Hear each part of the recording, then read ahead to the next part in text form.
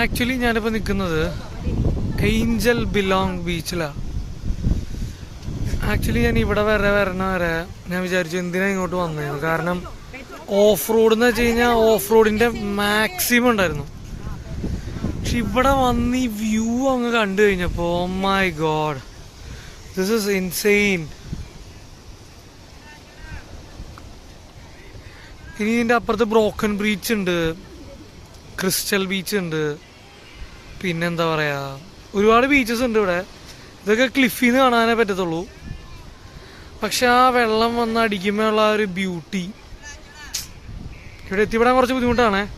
4x4 ആണ്. Almost 2.5 മണിക്കൂർ, 1.5 മണിക്കൂറെങ്കിലും നമ്മൾ ബാലിയിൽ നിന്ന് എന്താ പറയുക ഫെറി എടുത്ത് നമ്മൾ നുസാ പെനിഡയിൽ വരണം. അവിടെ വന്ന് ഐലൻഡ് ടൂർ എടുക്കണം, 4x4 കാറുകൾ എടുക്കണം. പക്ഷെ ഞാൻ പറയുകയാണെങ്കിൽ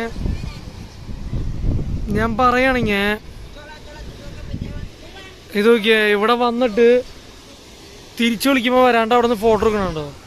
അവൻ്റെ സ്വഭാവം ഇപ്പം മാറും. അവൻ എന്തൊക്കെയോ ചെയ്യുന്നുണ്ട്, കണ്ടോ? ഇവിടുന്ന് പോവാൻ നമുക്ക് തോന്നില്ല സത്യത്തിൽ. ഞാൻ പറഞ്ഞത് മനസ്സിലാവില്ല. പക്ഷെ ഇവിടെ എത്താൻ കുറേ ബുദ്ധിമുട്ടുണ്ട്. പക്ഷെ ആ വെള്ളം വന്ന് അടിച്ചിട്ട് ആ നീല നിറത്തിൽ ഒതുങ്ങുന്ന പതയൊക്കെ കാണാൻ ഒസം എന്ന് പറയാം.